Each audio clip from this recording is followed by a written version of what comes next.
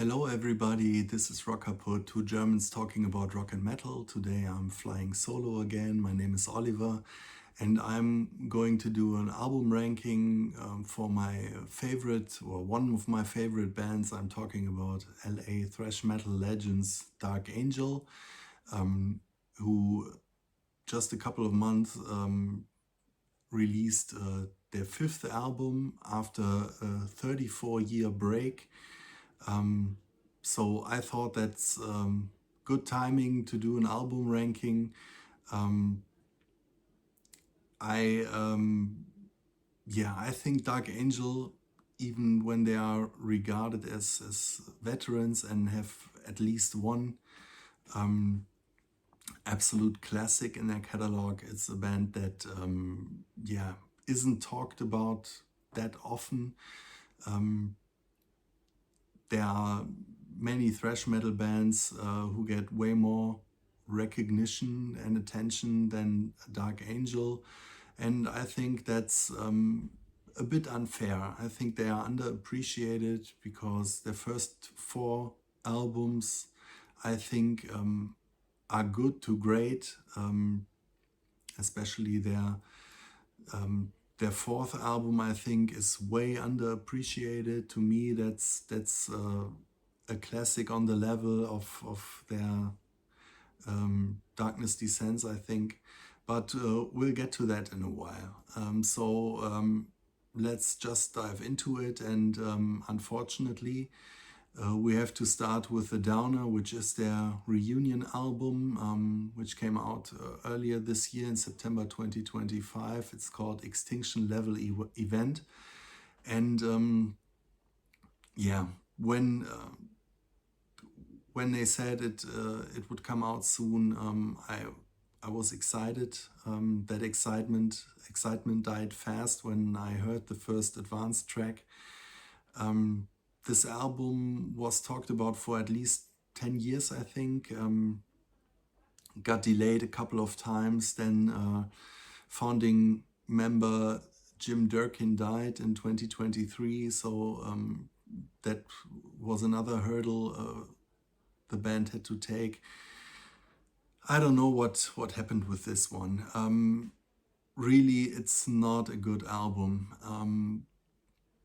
It could be better. It wouldn't rival the highlights of their catalog, but it could have at least been a decent thrash metal album, but that wasn't to be. What's positive to say about it? It's a thrash metal album. It's heavy and fast. It has a couple of good riffs on it. Some songs could have been better, but there's one major problem with this album, and that is Ron Reinhardt singing. I really liked him on their last two albums. I think he was giving them something unique with his voice and with his singing style. But on this one, he's just a major problem. He's doing some kind of tough guy shouting, a mix between Phil Anselmo and James Hetfield at his most annoying, I think, and his voice is just grating. He's trying way too hard. He's straining himself. He's roaring and shouting throughout the whole album. He's off key. He works against the rhythms, and it's hard to get through the album because of the vocals, I think, and that's sad. And I wonder why no one was stopping him or was telling him, well, this doesn't sound too good, because it's obvious to me. And the sound of that album certainly doesn't help. It's way over compressed, lifeless and sterile. The album doesn't sound too much like Dark Angel, which what do you expect after 34 years, I think. I mean, that's basically a completely different band, even when there are a couple of members still left. I mean, Gene Hoglan is on drums. We talked about Ron Reinhardt. Eric Meyer and Mike Gonzalez are still there. But yeah, I mean, it was maybe too much to expect them to pick up where they left 34 years before. Would have been great though. I don't think they did themselves any favors with this album. So let's just skip it and talk about more pleasant things. We have 4 more albums to go, which are all way better than their newest album. And the first one I'm going to talk about, placed 4 on my list, is their debut, We Have Arrived, from 1985. Yeah, for a band of that time frame, this doesn't get talked about too often. Usually debut albums have that kind of cult following, but yeah, We Have Arrived isn't mentioned that much. And I think the reason for it is that it has very cheap sound. It's a bit thin. I like it. I like the sound. I like these early ramshackle metal albums from the 80s. I think it has a lot of charm to it, and there are good tracks on it. I like the opener, We Have Arrived. The second song, Merciless Death, was re-recorded on their sophomore album. That's a cool song. Welcome to the Slaughterhouse is another cool track. And they have another fast thrasher on there that's called Hell's on Its Knees. Don Doty, their singer, the singer for their first 2 albums, Gene Hoglan wasn't too fond of him. Said he was glad when they fired him and got something with a bit more range and more power. But I like his voice. You know, he sounds a bit like, yeah, metal shouters in that time sounded. He has a higher range. It's more screaming, which is rather unusual for thrash metal. What I also like about this album is that it's short. It's, I think, 34 minutes long, just 7 songs. It's over before you know it, so it never gets boring. It's a good listen. Yeah, I agree. It's not one of those beloved classics of thrash metal, but it's still a good way to kick off a career, I think. So number 4, We Have Arrived, from 85. The next one, placed 3rd on my list, holds a very special place in my heart. It's their 3rd album, Leave Scars, from 1989. I love the cover artwork, and I think that cover artwork inspired me to pick it up back in the day, or I didn't pick it up myself, but I told my parents I want this one for Christmas, so I got this one and Annihilator's debut for Christmas '89. Yeah, I didn't know what to expect from that album. I bought it or I wanted it because of the cover artwork, and boy, this is a heavy album. Dark Angel kind of switched their style from the album that came before to this one. Went a more technical route, changed the topics they were singing about, going from evil and horror and satanic stuff to more real life topics. They had another singer, Ron Reinhardt, who had a fuller voice, more power, but also could sing a couple of melodies. Melodies are rather rare on this one. This is a really pummeling album, and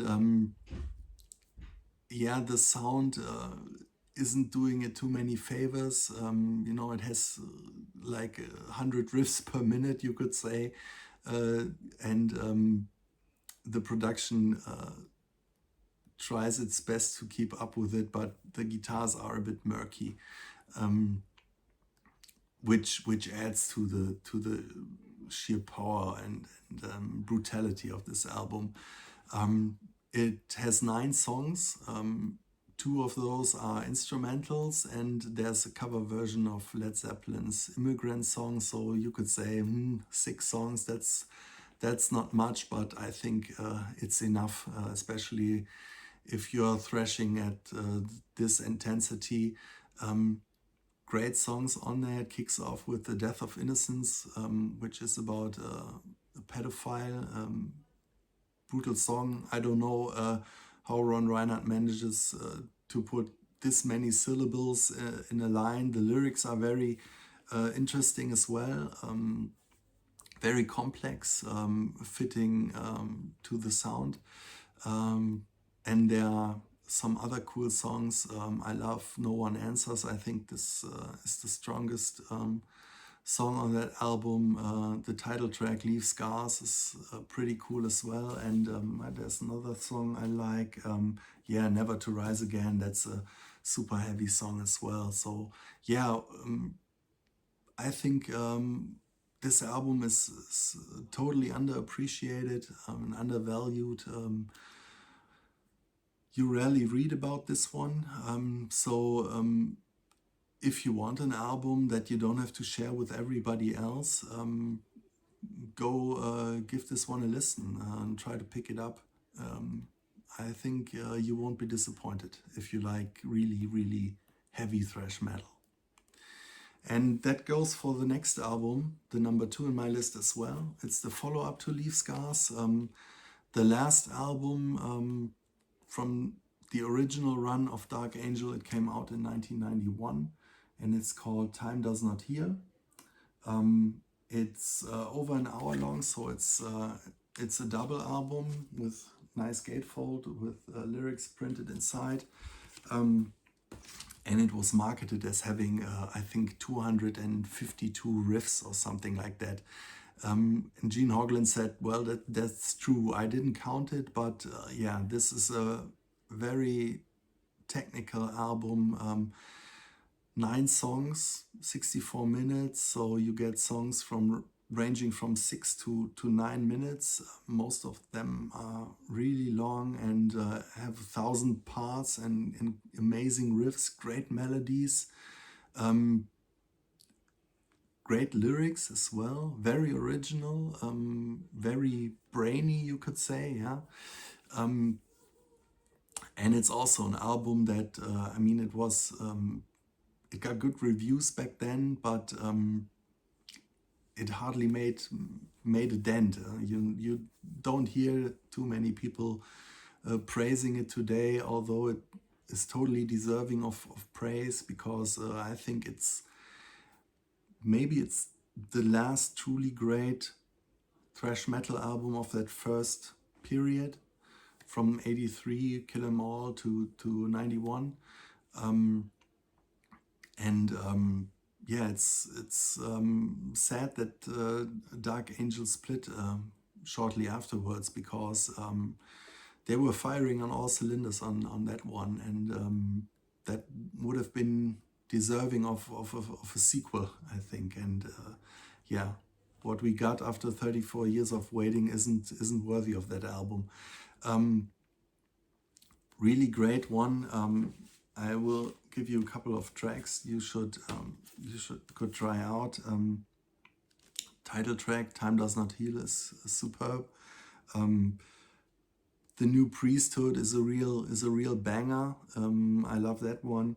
But I think the highlights are Psychosexuality, an Ancient Inherited Shame. Trauma and Catharsis and Sensory Deprivation are also great, but there are no weak songs on that album. Go check it out. It also, I want to mention it. I think it's very unique because, like I said, Ron Reinhardt brings his own style of melodicism to it. I would label this album sad thrash, because it has a very tragic, kind of depressive feel. It's a bit of a downer of an album, but I don't mean that in a bad way. It's just it's not a fist pumper or an album to mosh around and drink beer to. It's an album you have to sit down and listen to. Like a progressive metal album, or tech thrash album. Yeah, if you like stuff like that, you should definitely pick this one up. Which brings me to the number one on my list. No surprise.